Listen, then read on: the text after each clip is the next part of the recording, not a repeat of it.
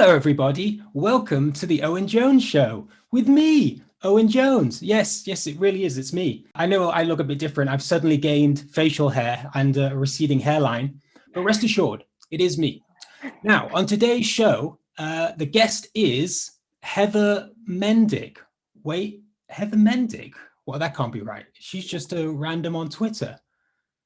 Hi, Heather. How's it going? It's okay, Owen. It's nice to see you. Great moustache.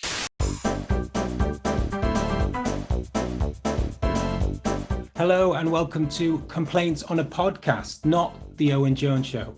That wasn't actually Owen Jones. It was me all along, if you can believe it. However, Heather and I have been thinking, what would it be like if Heather did go on the Owen Jones Show? Because if you've been following this podcast at all, then you'll know that we've been putting forward a different analysis to Jones on the anti-Semitism crisis / scandal, whatever, in the Labour Party. And it's not just simply our analysis, it's one that's widely shared on the left.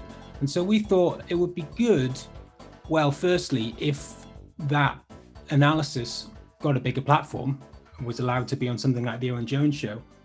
And secondly, what someone like Owen Jones' response to that would be.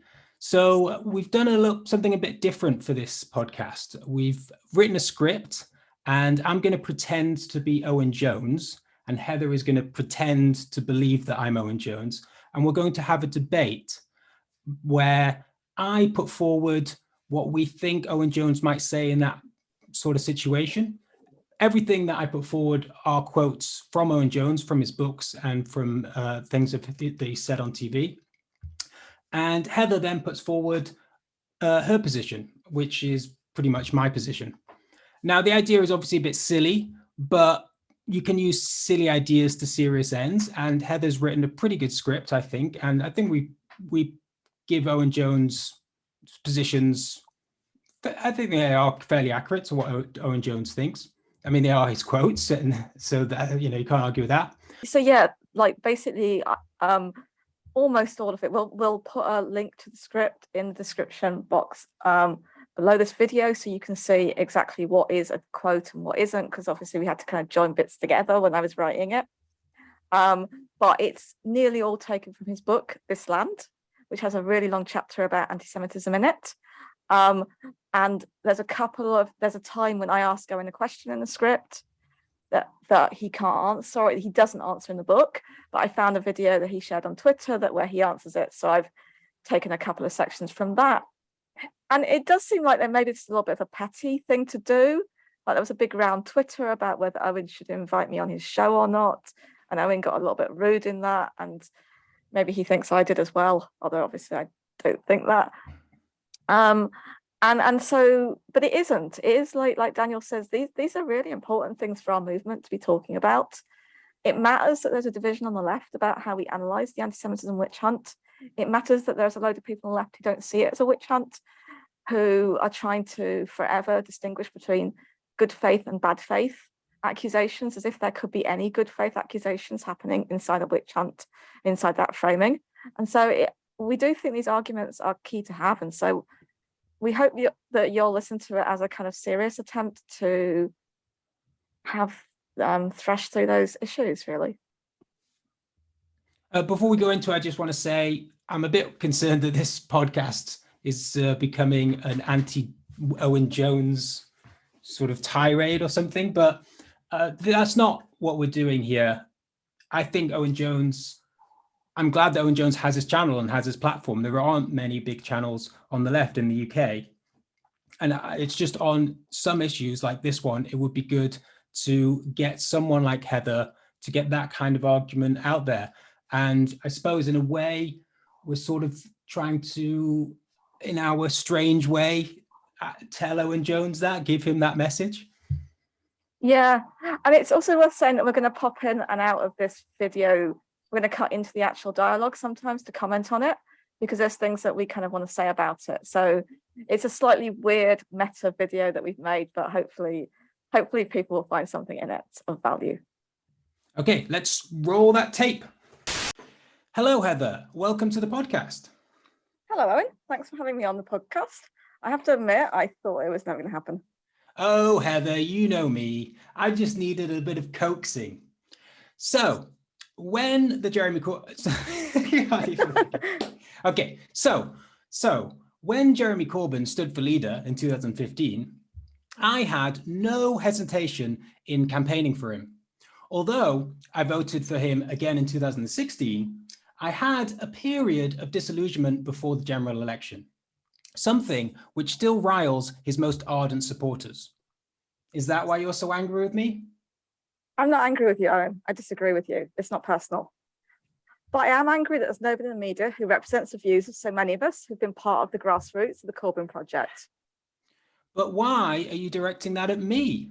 Most of the British media were not just aggressively hostile to Corbynism, but regarded it as fundamentally, dangerously illegitimate. In contrast, I used my position as one of his few sympathizers with a platform to rebut a relentless onslaught while voicing criticism whenever I dissented. Okay, so I agree with Michael Walker's analysis. The Guardian and Labour MPs did more damage to the Corbyn project than the Daily Mail and Tory MPs, because people know the Daily Mail and Tories are going to attack Labour. When they see people who are supposedly on left doing it, those attacks have way more credibility. And for me, that's what happened when you and other people like you went on TV to speak as Corbyn supporters, and you repeated the lies and the smears about there being a major anti-Semitism problem in the Labour Party. So I say in one of the videos that I made with Daniel Taylor, something along the lines of, it's a problem when those who are supposed to be for us aren't. That's why I started my YouTube channel. But just like Navarra's existence doesn't mean we should stop calling on the BBC and Channel 4 and other places to cover things that we think are important. So the fact that I have my own little channel doesn't mean that I'm going to stop asking you to cover issues that I think are important, because you've just got a much, much bigger platform.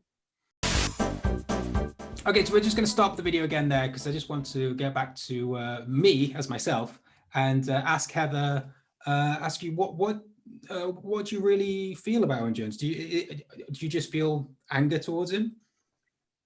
Yeah, I mean, I say I'm not angry in the dialogue, but I kind of am angry. I mean, it's not personal, but I do feel anger. I do think he was really rude to me on Twitter. That's not really, that's horrible. Enough people are rude to me on Twitter. You don't need lefties doing it. It just felt really fucked up, to be honest. Yeah, no, I read those tweets, and yeah, I do think he was really dismissive. But I think it's a really difficult position, because I feel like our channel is becoming just to sort of attack other left medias. That's why I'm wearing my Navarra t-shirt today, to show solidarity, trying to cling to, I don't want to alienate myself entirely from left-wing media, but because I think it's a difficult balance, right? Because I think the criticisms are just. And I think your arguments in the video that we're sort of showing is really need to be made. And you know, it would be good if Owen Jones and Navarra engaged a bit more in these arguments. Yeah, totally. And most of my anger isn't for people like Owen and Aaron and Michael and everyone else on Navarra. It is much more for the Labour right. And I've just, I've been reading the Ford report, and I feel very angry today. And it's not good. It's not good. Some anger's in this discussion. I think you can feel some anger in the recording, hopefully. We'll get to the Ford report. Anyway, let's go back to Owen Jones. I'll quickly go and change my clothes. Okay. So I've invited you on, and I'm giving space to this issue now. Labour anti-Semitism is what I've agreed to debate, and I want to thank you again for coming on to do that. I want to open the discussion by saying anti-Semitism is ingrained in all European societies. 2,000 years of blood libel, scapegoating, pogroms, expulsions, and murder, culminating in an attempt to exterminate every single Jew on the European continent by industrialized bureaucratic means. I'm sure that you'd agree that anti-Semitism has always existed on the left, and that anti-Semitism can become a blind spot for us. I guess a broadly Marxist analysis would see capitalism as a series of competing social forces, a system in which classes driven by rational economic self-interest have conflicting needs and aspirations. Then there is conspiracism, which is quite different.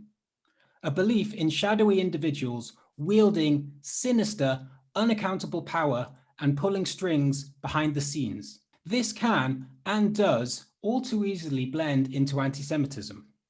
Rather than talking about the financial sector as a whole, for example, conspiracists often rant about the Rothschilds, a long vilified family of Jewish financiers who don't even make the cut of the richest 1,000 people on earth. What's more, the rise of social media, most notably Facebook and YouTube, has made it far easier for people to come into contact with such conspiracist propaganda. Can I respond to all of that? Like, first of all, I didn't ask to debate Labour anti-Semitism. I asked to debate the witch hunt that's being conducted in the name of fighting anti-Semitism.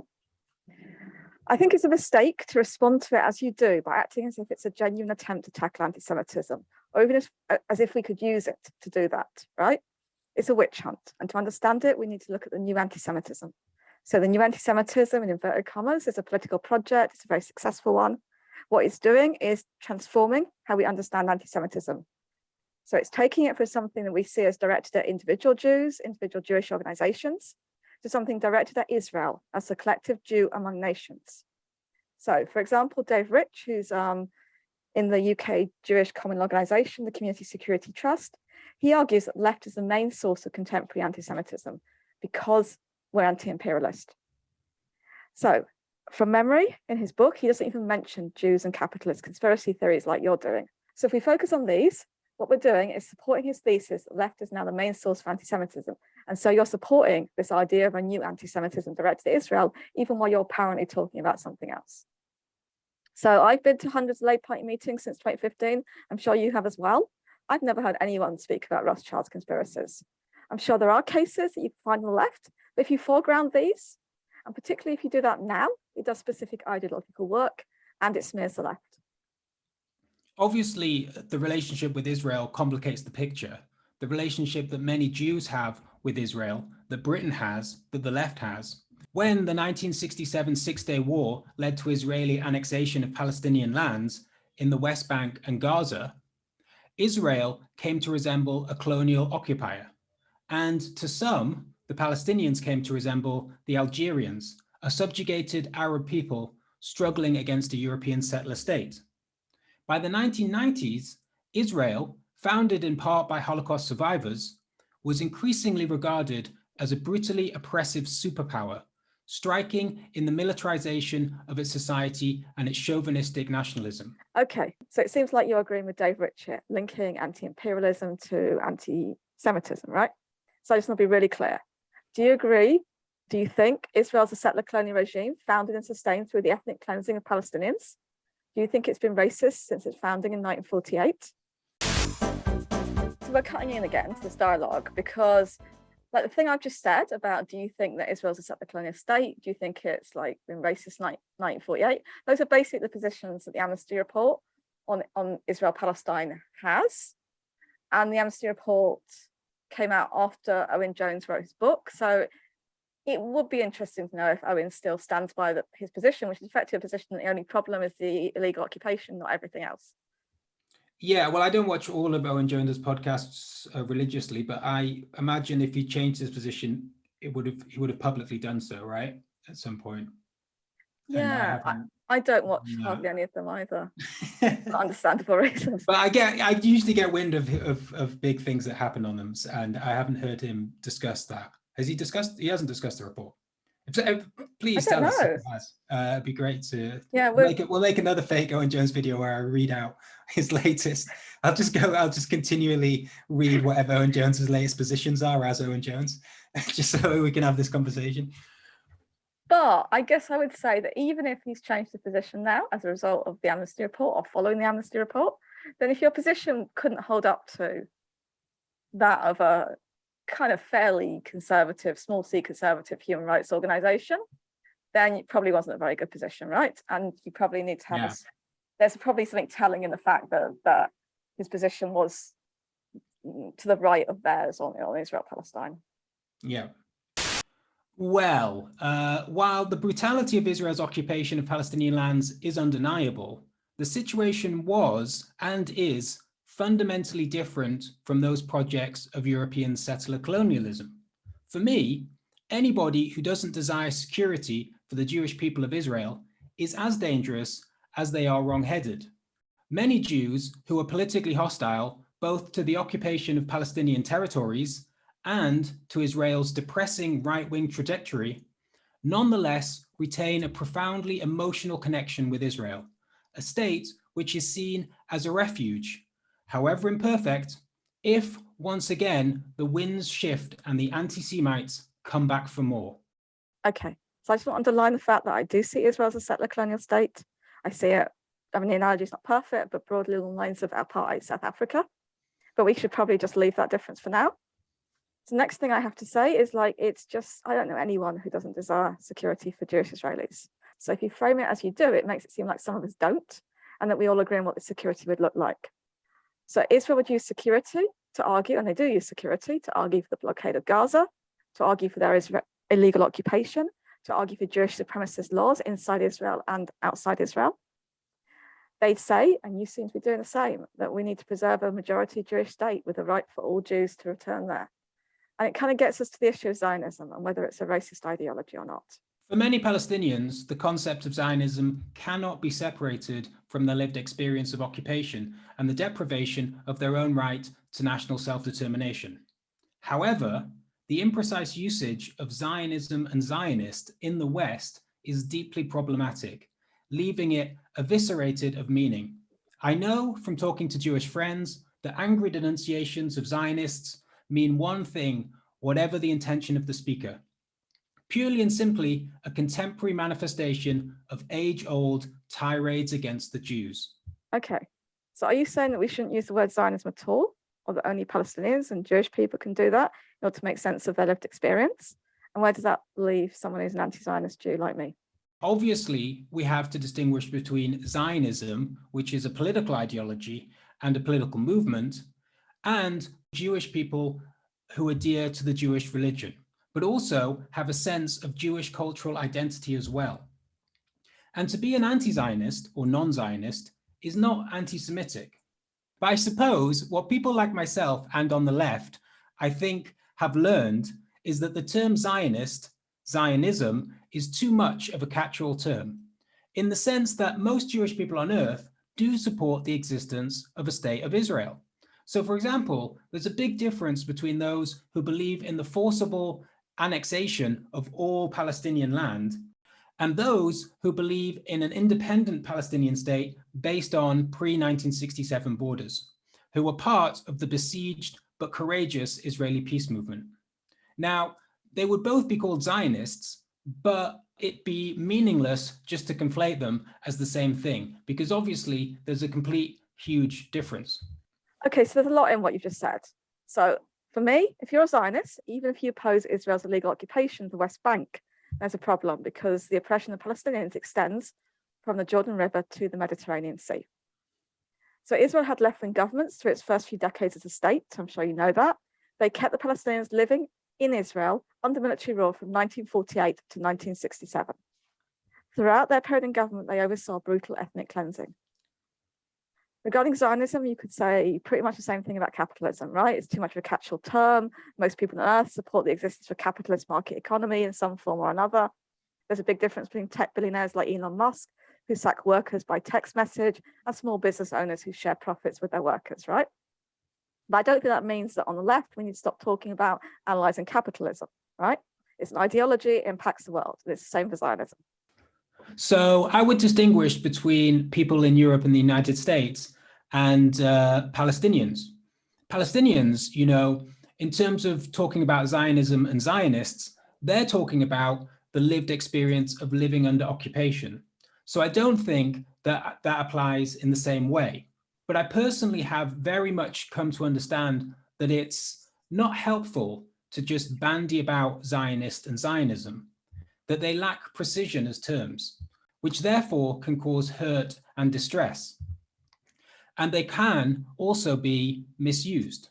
So what I would always now talk about is supporters of the Israeli occupation, supporters of a brutal and illegal occupation, incidentally, of the Israeli government, and so on. So Palestinians need an international solidarity movement. They need one that develops analyses of Israeli oppression of Palestinians working with them, obviously, to do that and led by them. And we can't do that by refusing to discuss Zionism. It's not just about individual policies of the Israeli government. It's about the system that underlies those policies. So advocates of what I was mentioning before, the new anti-Semitism, they want us to shut up about Zionism. They want us to move from challenging apartheid and settler colonialism to criticizing individual Israeli laws and specific actions. They want any systematic critique, any criticism of Zionism at all, to be viewed as de facto anti-Semitic. Obviously, some cynically deploy the charge of anti-Semitism to shut down legitimate criticisms of oppressive policies pursued by the Israeli government. The establishment of a unified secular state of Jews and Palestinians may be a far-fetched proposition, but it is still a legitimate belief. Nonetheless, it is again often treated as an idea beyond the political pale. Palestinian voices are sidelined. Then there are those whose denunciations of Israel are expressed in anti-Semitic terms, or are simply motivated by anti-Semitism. Whether or not their sympathies with the plight of the Palestinian people are genuine, those who talk about an all-powerful Jewish lobby or the Israeli state acting as a sinister global puppet master have embraced one of the most obvious anti-Semitic tropes. Okay, before you carry on, I just want to talk about tropes, right? So Tony Lerman, in his really good new book, Whatever Happened to Anti-Semitism, describes tropes being wielded like sledgehammers. So we got to a point where any link at all between power, money, blood, children, media, and so on, not just with Jewish people and organizations, but anybody or anything that can be linked with Jewishness, that just becomes solidified into anti-Semitism. We can't critique it, anything. So if you talk about children being bombed by Israel and Gaza, you're anti-Semitic. If you talk about Zionist organizations having influence on the media, you're anti-Semitic. People are absolutely terrified to say anything. So back in 2016, you wrote, so I'm quoting you now, a movement that aspires to succeed must project an image of positivity, optimism, and inclusivity, not of anger, bitterness, and vengeance. It must make the average punter feel as though they could easily be part of the movement without feeling they've signed up to a never-ending exam and other activists are always waiting for them to fail. And it feels like that's where we're at now, and actually you're one of the people who's waiting for individual activists to fail. So if someone says, talks about a Jewish lobby, rather than saying Israeli lobby or a Zionist lobby, could we discuss that with them rather than just jumping straight to condemning and sanctioning them?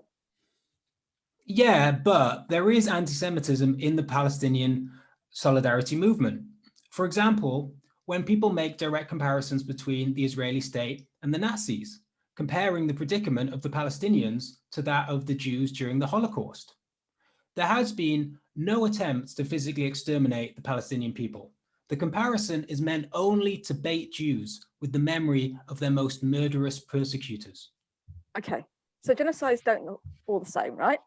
And as many people who I trust and who know a lot about this issue, way more than I do, I don't know how much you know about it, maybe more than you do as well, they do describe what Israel is doing to the Palestinians as genocide. They'll say cultural genocide, or they'll say slow genocide.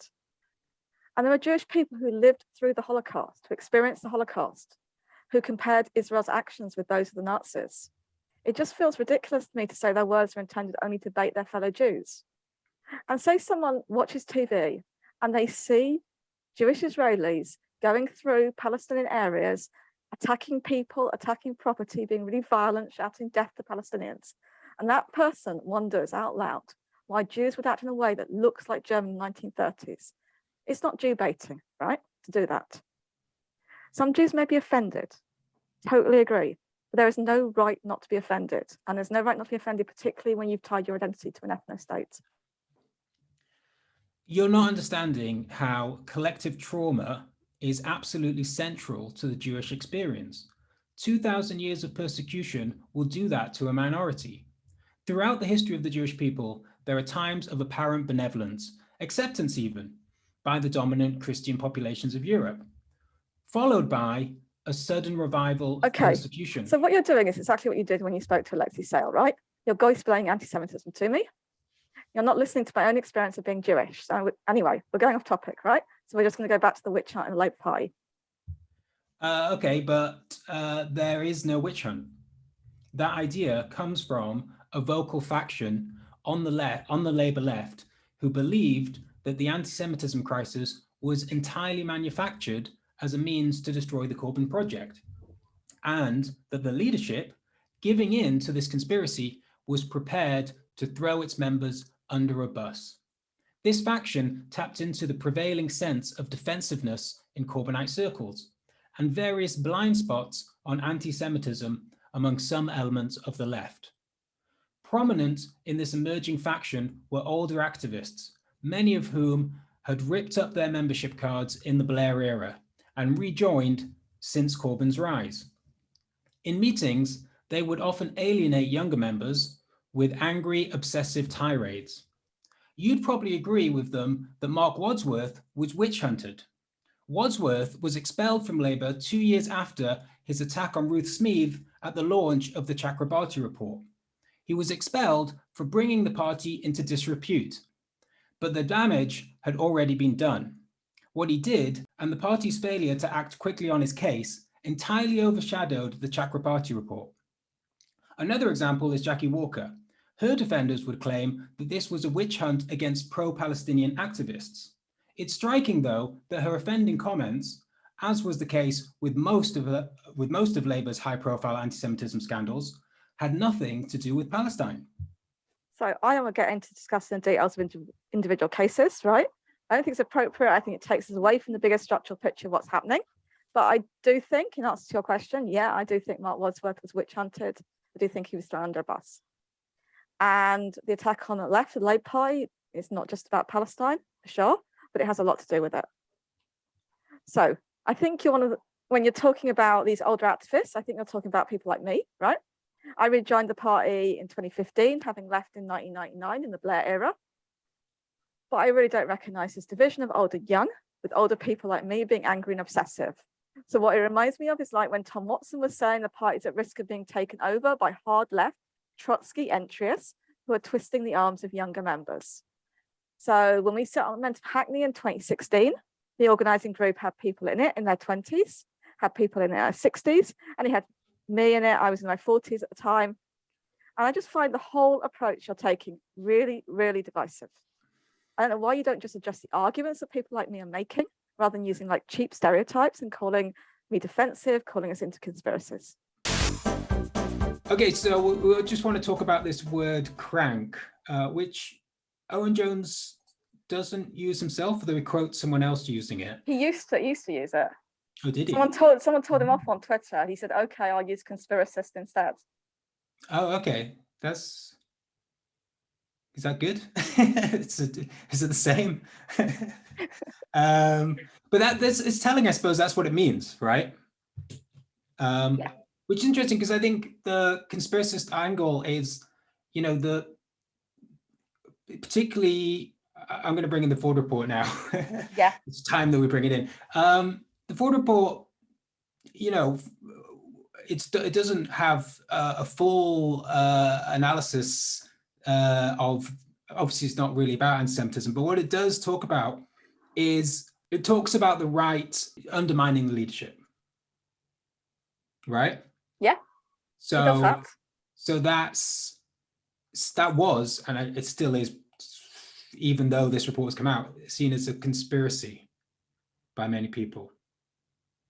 So to call someone conspiracist doesn't mean that there are not conspiracies.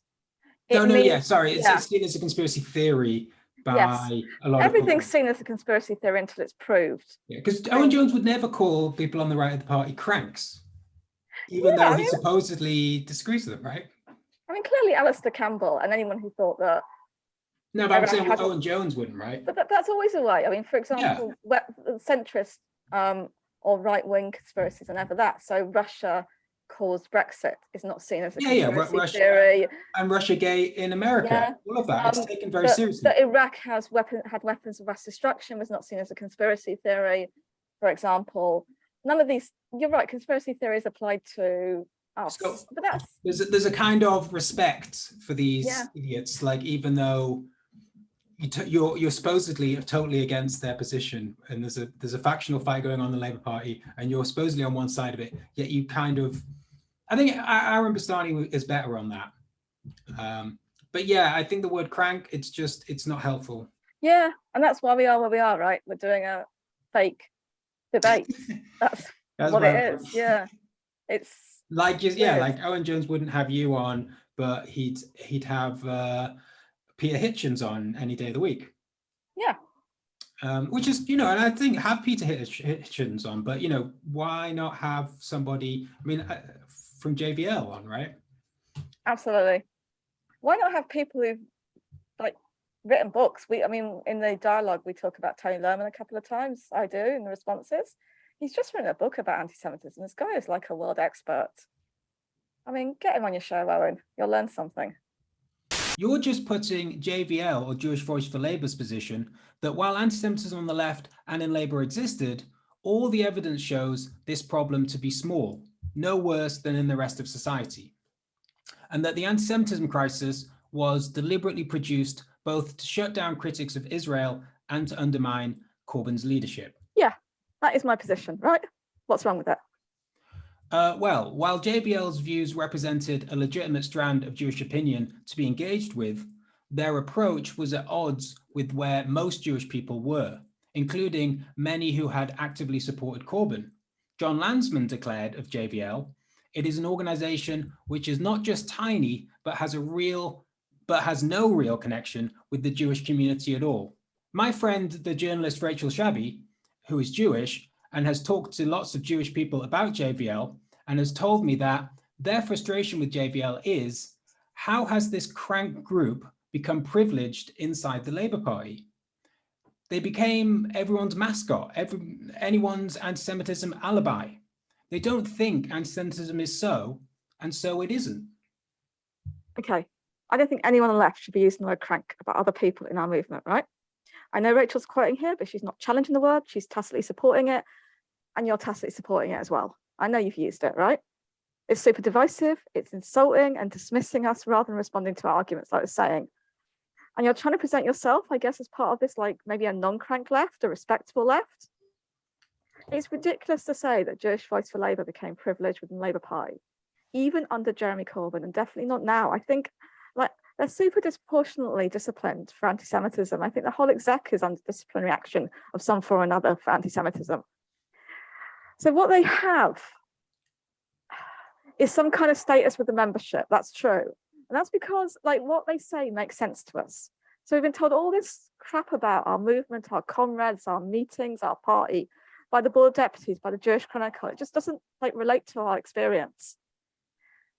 So what it feels like to me is that you're blaming the left for what happened. You're not looking at the role of the Board of Deputies, the Jewish Labour Movement, the Jewish Chronicle, all those organisations. Okay, let's take the Board of Deputies. Back in 2016, they said they appreciate the way in which Shami Chakrabarti has engaged with our community and that she took on board and addressed some of our concerns with considerable speed.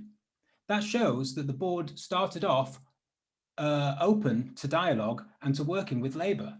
The problem came because Jeremy was not equipped or prepared to deal not only with those who strongly disagreed, but those who were overtly hostile to his politics, as was undeniably the case with most leading figures in the Board of Deputies. At one of the meetings, Laura Murray suggested compromise positions. The suggestion was all ignored. Corbyn and his aides marched into the meeting with little to offer. It was the same with other organisations. So there needed to be a better strategy to engage with the Jewish Labour movement, which was undoubtedly overwhelmingly hostile to the Labour leadership, but which was the most representative organisation of the diminished number of Labour supporting Jews. Corbyn attended the JLM's Hanukkah party in December 2017 and privately met its chair in the new year, while Laura Murray met them regularly. But after the anti-Semitism crisis escalated in the spring of 2018, they refused to engage further with either the party leadership or headquarters. Okay, so my problem with your analysis here is that you believe things have been better if Jeremy had compromised more. There's two problems with that. My first problem is it ignores the many, many compromises that he did make and their effects.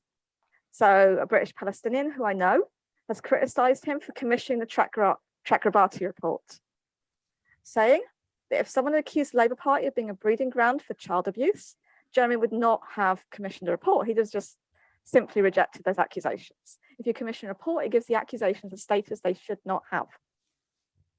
The second issue is you're ignoring the modus operandi of the board deputies and the rest of the UK Jewish establishment. That's a lack of democracy. It's a closing down of debate in our community. It's a use of what Tony Lerman describes, and I'm quoting here, as underhand, behind-the-scenes methods, attacking an individual using hearsay, innuendo, and unsubstantiated allegations. The imputation of guilt by association.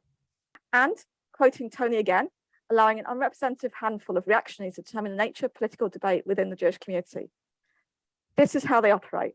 I really don't understand how compromising with this kind of thing, rather than exposing it, can make anything any better, or did make anything any better. Okay, but over and over again, the Labour Party refused to do things and then was forced to do them in the end.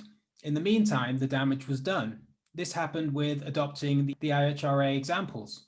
Apart from anything else, what should surely have given Corbyn pause for thought was that two key pro-Corbyn members of the NEC, John Landsman and Rio Wolfson, were Jewish and were determined to vote for the IHRA examples in full.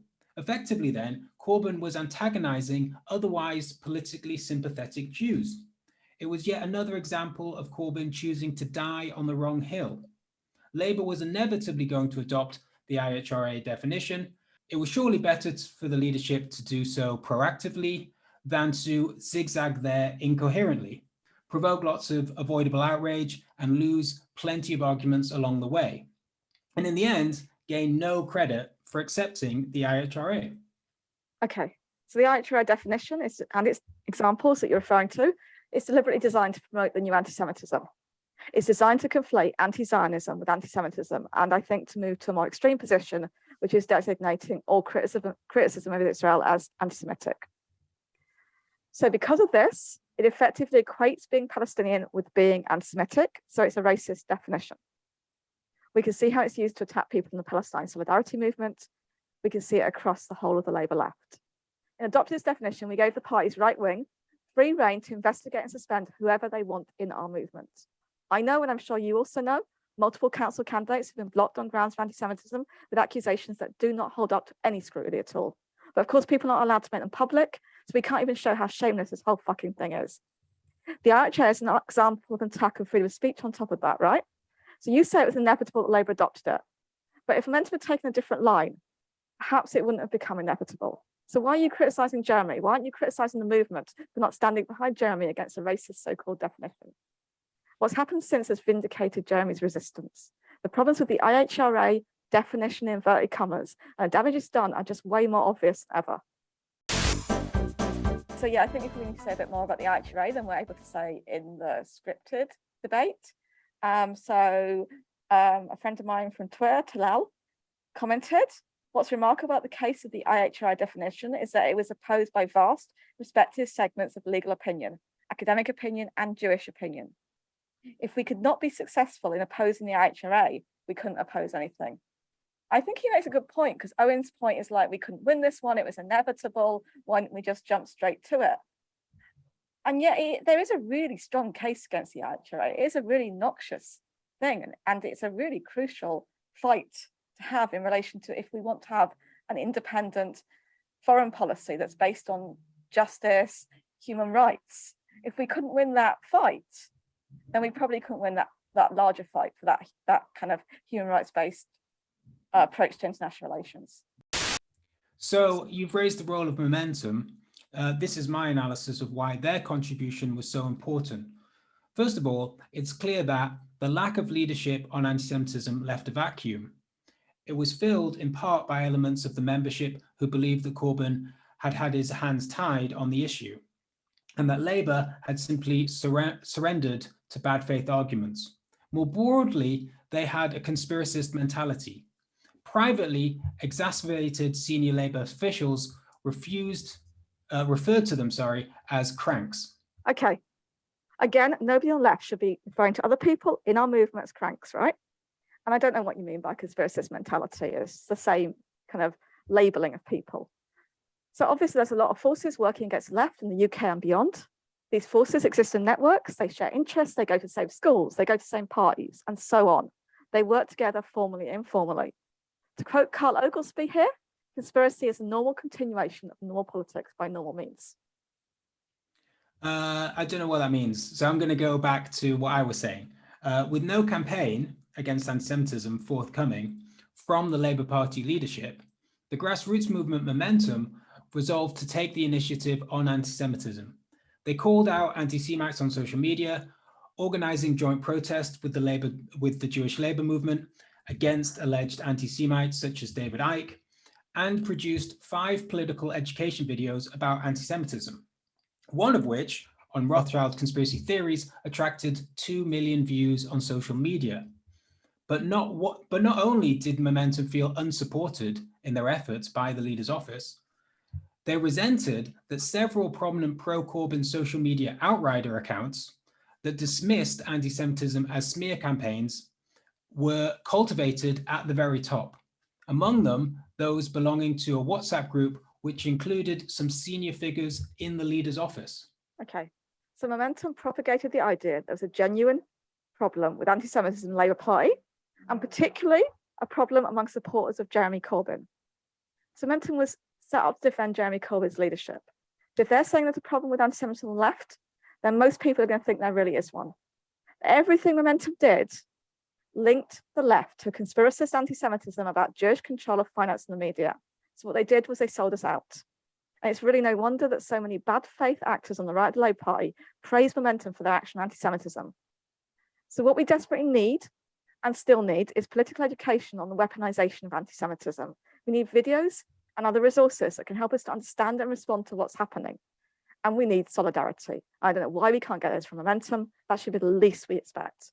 I don't know why they're dividing the left rather than defending the left. They're obviously defending the left. That doesn't mean we don't take on left anti-Semitism. We can walk and chew gum at the same time.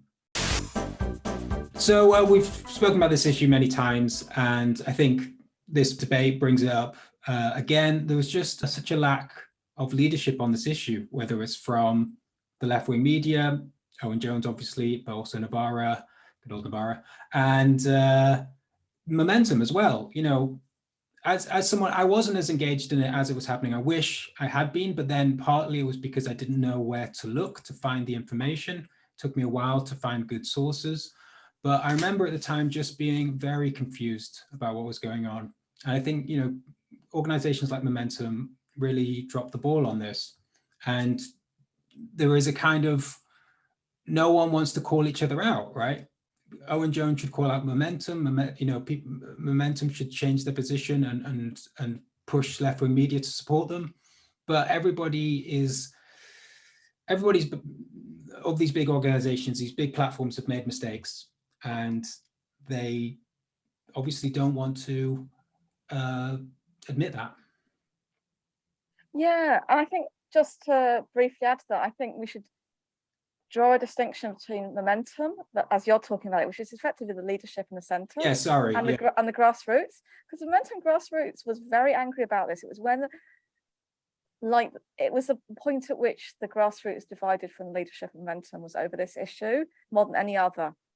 Like, we were also united summer 2016, keep Jeremy. We were also so united summer 2017 with the election, and then summer 2018, it was horrible. Yeah, there was a real split, and I don't think that's ever healed. And I think Momentum lost its credibility then with a lot of us. Yeah, and I think that it shows how damaging this issue was internally. Obviously, there was, you know, the optics of it and everything, but the way that it sapped the energy out of the movement over those years was just awful to experience. Yeah, so I just feel like, I think like you, like I've got a lot of anger about that, and I'd like some kind of reckoning. I don't know how that would look, but or if it will ever come. But yeah, maybe we'll just have to make endless videos. I'll play John Landsman in the next one, and then I'll play Aaron Bastani, and we'll just go through the entire left. We've been talking for a long time, and we're not going to agree. So perhaps we can end by summarizing our positions so that it's clear for people watching and listening where we stand.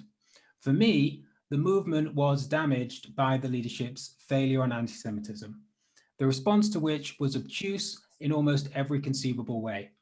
A clear strategy adopted earlier would have been focused on dealing with the party's processes on complaints about anti-Semitism combined with speeches and initiatives reaching out to Jewish communities, and the rollout of political education among the membership to deal with conspiracist mentalities, ignorance and bigotry, which led to anti-Semitism.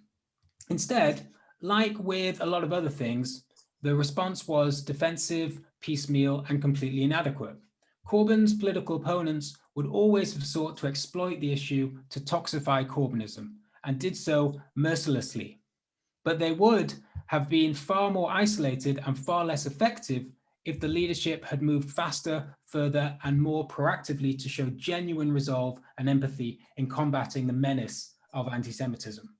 Okay, so where we agree is that Corbyn's political opponents were looking for issues they could exploit to toxify Corbynism, and they did that with anti-Semitism for sure.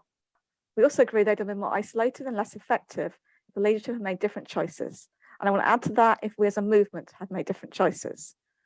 So like the accusations of Jeremy being a spy, or Jeremy being sexist, or being a bully, the accusations of anti-Semitism need to be viewed as smears, as political attacks on our movement.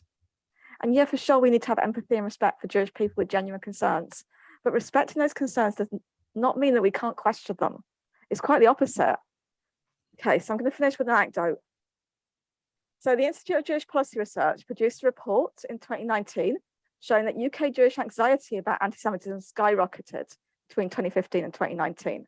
But in contrast, the number of anti-Semitic incidents only increased slightly, and almost all of that increase could be put down to increased reporting of online anti-Semitic comments. So when these data were presented at the Jewish Community Centre JW3, I was there in the audience, and I saw its CEO, Raymond Simonson, remark on the cognitive dissonance. So that means the gap between the feelings about what's happened to anti-Semitism, the anxiety that skyrocketed, and the experience, which just hasn't. He was immediately shut down by the speaker, who wondered if this was following a similar pattern to 1930s Germany. He went straight to the Holocaust. The Jewish establishment organizations let down UK Jews by cultivating a fear of a new Holocaust. And the UK media were only happy to go along with that. And I think only by challenging those lies and those smears can we genuinely defend the left and genuinely support Jewish people. And there we have it, the amazing interview between Heather and Owen Jones. Yeah, debate even. Yeah. How was it being on the show? Did you enjoy it? Yeah, I did. Do you think you'll be allowed back on?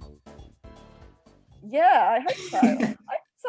I would like, obviously, I want Owen Jones to cover this issue. It doesn't have to be me. It probably shouldn't be me because there's obviously a few issues between us, and Owen's probably pissed off with me even more now.